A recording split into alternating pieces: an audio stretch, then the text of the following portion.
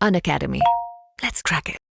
नमस्कार दोस्तों, मेरा नाम है निधि और आप सभी का स्वागत है पाथ फाइंडर पर।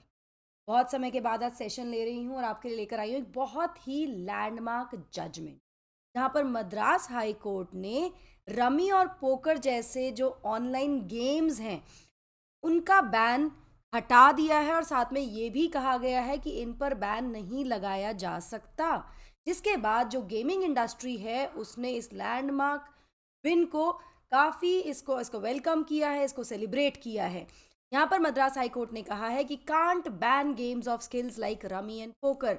सो मद्रास हाई कोर्ट का कहना है कि रमी और पोकर जैसे जो गेम्स हैं ये गेम्स ऑफ स्किल्स हैं, मतलब इसमें आपकी स्किल्स चाहिए होती हैं इन गेम्स को जीतने के लिए। क्या इसके की हाइलाइट्स हैं, इनको देख लेते हैं। तो मद्रास हाई कोर्ट के डिसीजन ने एग्जेम्प्ट कर दिया है ऑनलाइन रमी और पोकर को किसी भी बैन से, क्योंकि इनको गेम्स ऑफ स्किल माना गया है, मतलब ये आपकी काबिलियत के गेम्स हैं। ये जो रूलिंग है इसको अलाइन किया गया है सुप्रीम कोर्ट के बहुत सारे जजमेंट से भी, जो कि वैलिडेट करते हैं लीगैलिटी इन सब गेम्स की। यहाँ पर जो ऑल इंडिया गेमिंग फेडरेशन है उसने सेलिब्रेट किया है इस जजमेंट को as significant boost for gaming industry. चलिए बिफोर वी मूव फॉरवर्ड, छोटा सा इंट्रोडक्शन मेरे बारे में। मेरा नाम है निधि और ये मेरा टेलीग्राम चैनल है जहाँ पर आप मेरे साथ कनेक्ट हो सकते हैं मेरी किसी भी किसी भी वीडियो से को देखने के लिए या मुझसे बात करने के लिए, कुछ डिस्कस करने के लिए मेरे बारे में। आप में से बहुत सारे लोग मुझे ऑलरेडी जानते हैं, मैं इंग्लिश लिटरेचर में ग्रेजुएट हूँ दिल्ली यूनिवर्सिटी से, मैंने एमबीए किया है और मैं मास्टर्स हूँ सोशियोलॉजी में भी। मुझे 8 साल से ज़्यादा का टीचिंग एक्सपीरियंस है यूपीएससी सीएससी के लिए और मैं दोनों ही मीडियम्स में कंफर्टेबल हूँ। अब न्यूज़ पर जाऊं उससे पहले आप लोगों के लिए एक बहुत इंपॉर्टेंट न्यूज़ है कि प्रयागराज, या जिसको हम पहले इलाहाबाद के नाम से भी जानते थे, वहाँ पर अनअकैडमी का एक ऑफलाइन सेंटर बहुत जल्दी खुलने वाला है, जहाँ से अपनी यूपीएससी की जर्नी शुरू कर सकते हो हमारे साथ। एडमिशन्स यहाँ पर ओपन है। बैचेस जो होंगे वो जीएस के फाउंडेशन बैचेस होंगे 2025 और 26 के एस्पिरेंट्स के लिए। बैच शुरू हो रहा है 15 दिसंबर से। यहाँ पर आपके लिए बेहतरीन ऑफर्स भी हैं दोस्तों। अर्ली बर्ड ऑफर मिल रहा है जहाँ पर आपको 40% तक का डिस्काउंट मिल रहा है अपनी फीस पर, लेकिन ये डिस्काउंट केवल पहले 100 स्टूडेंट्स के लिए है। आपको एनरोल करना होगा before 30 November for the same. बाकी इन्फॉर्मेशन के लिए एडमिशन से संबंधित आप यहाँ पर जाकर डायरेक्टली भी बात कर सकते हैं। This is the number way can connect and call and discuss. चलिए बात करते हैं इस न्यूज़ की, इस जजमेंट की। तो मद्रास हाई कोर्ट के इस लैंडमार्क जजमेंट में मद्रास हाई कोर्ट ने थर्सडे को अपहेल्ड किया है, मतलब उसको वैलिडेट कर दिया है कुछ पोर्शंस को Tamil Nadu prohibition of online gaming and regulation of online games act 2022। ये एक रेगुलेशन आया था तमिलनाडु की सरकार की तरफ से, एक रेगुलेटरी एक स्टेप लिया गया था जहां पर ऑनलाइन जो गेमिंग है उनको प्रोहिबिट कर दिया गया था कि प्रोहिबिशन होगा और इनको रेगुलेट किया जाएगा। लेकिन इसमें से कुछ पोर्शन जो है इस एक्ट का उसको तो अपहेल्ड कर दिया, उसको वैलिडेट माना है, ठीक है। लेकिन ये भी रूल कर दिया है मद्रास हाई कोर्ट ने कि स्टेट गवर्नमेंट जहां बैन लगा सकती है, रेगुलेट कर सकती है ऑनलाइन गेमिंग को, वहीं बैन केवल गेम्स ऑफ चांस पर लगाया जा सकता है, मतलब जो लक रिलेटेड गेम्स हैं। And the state government can not ban the games of skill. और यहाँ पर रमी और पोकर को क्या माना गया है? गेम्स ऑफ स्किल माना गया है, आपकी काबिलियत के गेम्स हैं ये कहते हुए ये बैन हटा दिया गया है। तो जो बेंच है, चीफ जस्टिस जो मद्रास हाई कोर्ट के चीफ जस्टिस हैं SV Gangapurwala and justice PD Audikesavalu, इन्होंने एक ऑर्डर पास किया based on batch of petitions. जो भी इनके पास पिटिशंस गई थी, जो मतलब काफ़ी सारी पिटिशंस आई हैं which were filed by the online gaming federation, जो गेमिंग फेडरेशन है उसके द्वारा, प्लस कुछ ऑनलाइन जो गेमिंग कंपनीज हैं उन्होंने मिलकर ये पिटिशंस भेजी थी, जिसके जवाब में, जिसको कह सकते हैं कि इसका वर्डिक्ट इन्होंने यहाँ पर दिया इन पिटिशंस पर, ठीक है। डिसीजन या ऑर्डर आया है जहाँ पर इन गेमिंग कंपनीज ने या ऑल इंडिया गेमिंग फेडरेशन ने चैलेंज किया था कॉन्स्टिट्यूशनल वैलिडिटी को इस एक्ट की, जो एक्ट स्टेट की तरफ से पास किया गया था 2022 का जो एक्ट है, जिसके बारे में आपने शुरुआत में बताया। इसका बैकग्राउंड मैं आगे भी डिस्कस करूंगी आपके साथ। तो जो कुछ ऑनलाइन गेमिंग कंपनीज हैं उनमें गेम्स क्राफ्ट, गेम्स 24/7, जंगली रमी एंड A23, इन्होंने पिटिशन किया था कोर्ट में along with all India gaming federation और आर्ग्यू किया था कि रमी और पोकर जो है उनको परमिट किया जाना चाहिए ऑनलाइन गेमिंग में भी, जैसे कि इनको अलाउ किया जाता है ऑफलाइन। ठीक है, तो this was basically the case जहां से ये पिटिशन जहां से ये आई। तो कोर्ट ने अफर्म किया, कोर्ट ने अग्री किया कि रमी और पोकर क्या है, they are games of skill. अपने जजमेंट में मद्रास हाई कोर्ट ने अफर्म किया कि रमी और पोकर को क्लासिफाई किया जाएगा as games of skill under Indian law. जो भारतीय कानून है उसमें इसको गेम्स ऑफ इनको दोनों गेम्स को गेम्स ऑफ स्किल की कैटेगरी में क्लासिफाई किया। यहाँ पर मैं आपको बता दूं कि ये इस तरह से इनका क्लासिफिकेशन हो जाता है as games of skill under the Indian law, तो ये इनको अलग कर देता है या इनको डिस्टिंग्विश कर देता है फ्रॉम दोज प्रोहिबिटेड गेम्स, जो प्रतिबंधित खेल है ना, ऑफ चांस, जो लक वाले गेम्स हैं, जहाँ पर विनिंग जो है, जीत जो है, कैसे डिटरमाइन होती है, कैसे निर्धारित होती है, बाय लक ओनली, कि किस्मत से आप जीत गए, है ना। कुछ ऐसे गेम्स हैं जहाँ पे किस्मत चलती है, लेकिन रमी और पोकर को गेम्स ऑफ स्किल क्लासिफाई कर दिया गया है अंडर इंडियन लॉ। ठीक है, मतलब ये किया जा चुका है, तो उसको इन्होंने यहाँ पर रीअफर्म भी किया। कोर्ट ने यहाँ पर सुप्रीम कोर्ट की कुछ पुरानी रूलिंग्स भी उनका भी जिक्र किया, जिसमें रिकॉग्नाइज किया गया था रमी को एज स्किल बेस्ड गेम।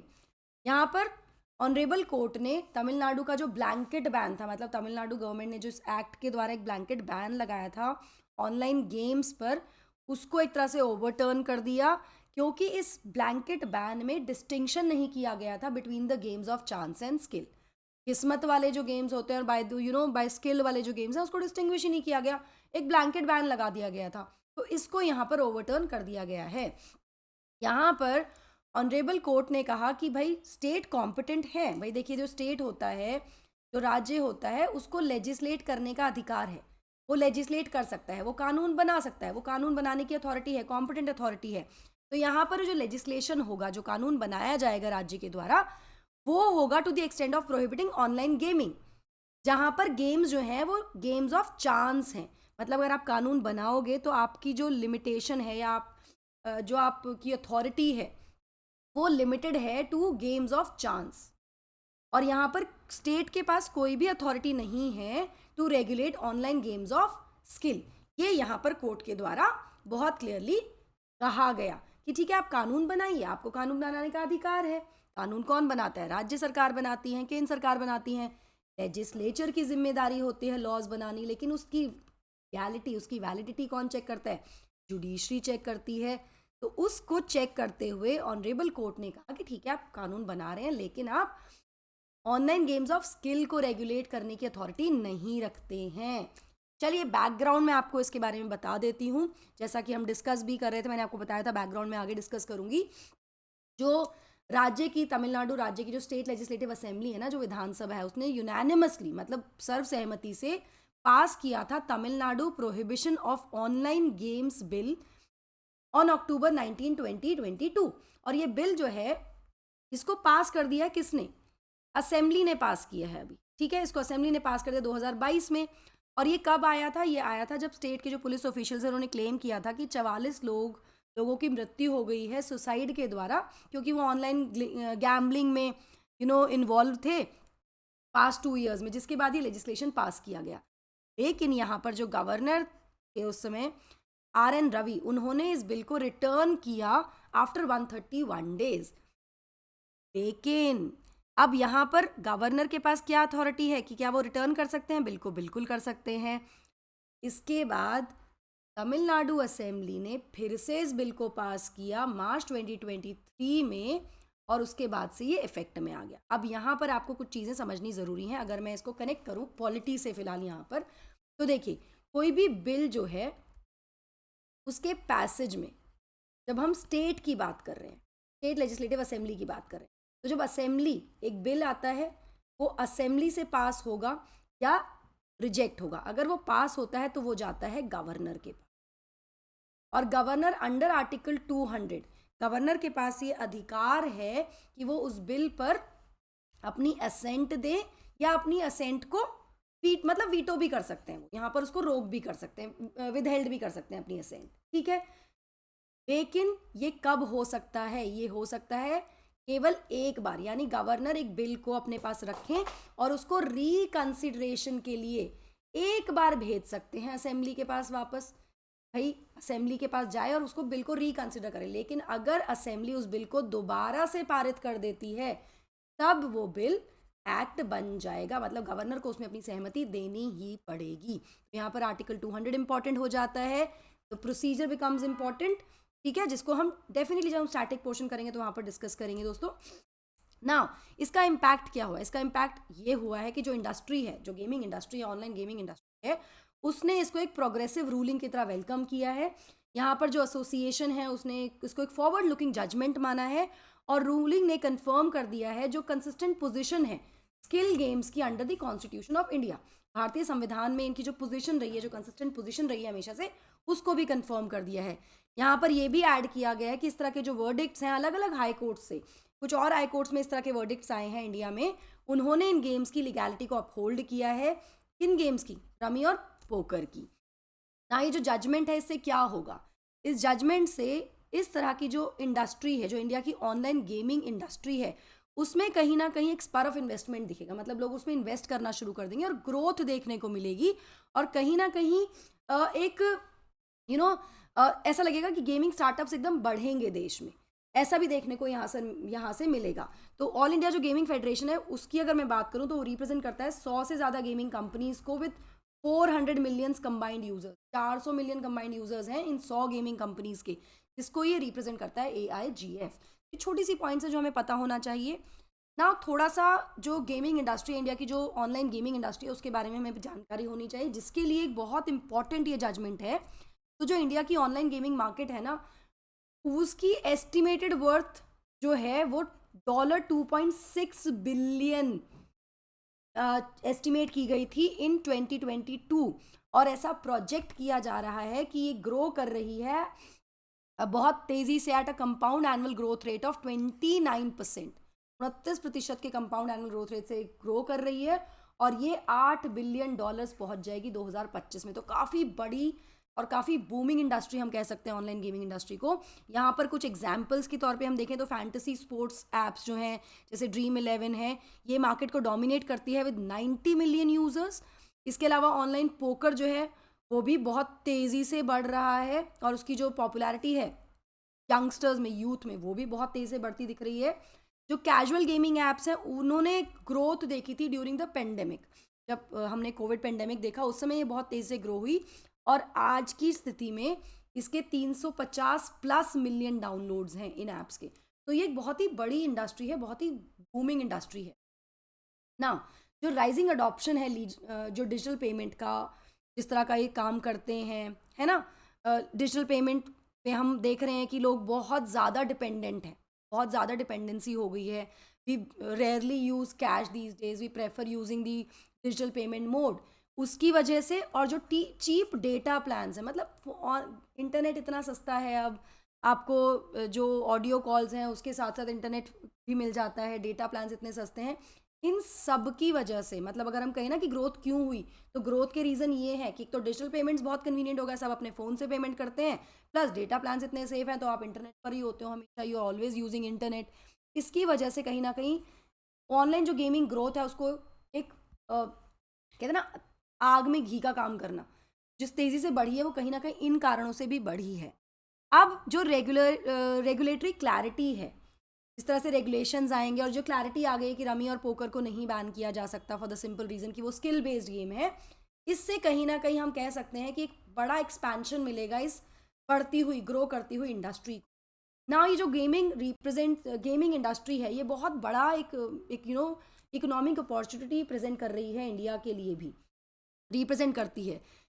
इससे ना केवल जो यूथ है, जो कि स्किल प्रोग्रामिंग वाला यूथ है, जो स्किल प्रोग्रामिंग है, इसमें ऑब्वियसली जब आप गेम्स क्रिएट करते हो या इस गेम को आगे अलग अलग लेवल्स पर ले जाते हो तो उसमें क्या चाहिए होता है? स्किल प्रोग्रामिंग चाहिए होती है, स्किलिंग प्रोग्राम्स चाहिए होते हैं। इससे क्या होगा? इससे लाखों जॉब्स क्रिएट हो सकती हैं यूथ के लिए इन game development, design, programming, testing and management. मतलब इन सारे सेक्टर्स में हम कह सकते हैं कि it will create a lot of employment. तो एम्प्लॉयमेंट जनरेशन भी इससे होगा, ये भी एक बहुत इंपॉर्टेंट फैक्टर है ना। अधिकतर जो आजकल की जनसंख्या है, जो यूथ है स्पेशली, वो बहुत टैक्स सेव, मतलब सब ऑनलाइन सब कुछ करना आता है विद दी सोशल मीडिया हो या फिर जो भी डिजिटलाइजेशन हो रहा है जिस तरह का, तो सब टेक सेवी हो गए हैं। तो हम ये कह सकते हैं कि भारत शायद आने वाले समय में ग्लोबल हब बन सकता है ऑनलाइन गेमिंग का भी। लेकिन इसके लिए क्या चाहिए? इसके लिए हमें पॉलिसी सपोर्ट, तो एक सही तरह की पॉलिसी होनी चाहिए, और कहीं ना कहीं एक सही पॉलिसी सपोर्ट का होना बहुत क्रूशल है इस पूरे सेक्टर की पूरी पोटेंशियल को अनलॉक करने की। अगर प्रेजेंटली मैं बात करूं तो प्रेजेंटली केवल एक ही कानून है जो रेगुलेट करता है गैम्बलिंग को इंडिया में, which is the public gambling act of 1867। और इस लेजिस्लेशन के अंडर ये कहा गया है कि जो स्टेट गवर्नमेंट्स हैं वो अपने कानून बना सकती हैं इस एक्ट को अडॉप्ट कर। लेकिन उससे क्या हुआ? तमिलनाडु ने किया, एक लॉ आया, एक एक्ट पास किया जिसने ब्लैंकेट बैन कर दिया। तो ऐसा नहीं है, मतलब the state government has to understand कि किसको बैन करना है, किसको नहीं करना, किस पर किस तरह से रेगुलेट करना। There has to be good policy support, क्योंकि अगर हम ओवरऑल देखें तो नॉट जस्ट एम्प्लॉयमेंट जनरेशन, ये भारत को नंबर 1 बनाने की पोटेंशियल रखते हैं ऑनलाइन गेमिंग, लेकिन वो किस तरह से हो। I am not denying the ill effects, अगर उसका मिसयूज़ होता है या ओवर यूज़ होता है तो उससे जो इम्पैक्ट है वो भी काफ़ी डेंजरस हैं। And in the comment section I would want to know कि इस जजमेंट में आपको क्या लगता है कि क्या चीज़ें मिस हुई हैं या किन चीज़ों पर ध्यान रखा जाना चाहिए था। Please comment down the other side of the coin. ठीक है, यहाँ पर एक चीज़ तो बोल दी गई, यहाँ पर तो लीगैलिटी देखी गई है कि भाई वो कॉन्स्टिट्यूशनली इनवैलिड था। वो एक्ट, जो एक्ट था 2022 का तमिलनाडु गवर्नमेंट ने जो पास किया था, वो आधा पोर्शन उसका जहाँ पर स्किल बेस्ड जो गेम्स हैं उनको बैन करना इज़ नॉट राइट, है ना, उसको तो हटा दिया गया है। लेकिन गैम्बलिंग में किस तरह से इन्वॉल्व होना चाहिए, किस तरह का इसके इल इफेक्ट्स क्या हैं, वो I want you to write in the comment section दोस्तों. So that is all from my side. I hope you like the session. Don't forget to like, share and subscribe to the channel, and also hit the bell icon so that you get notifications about our latest. That will be all from my side. Thank you so much. God bless. Take care. See you all very, very soon. Unacademy. Let's crack it.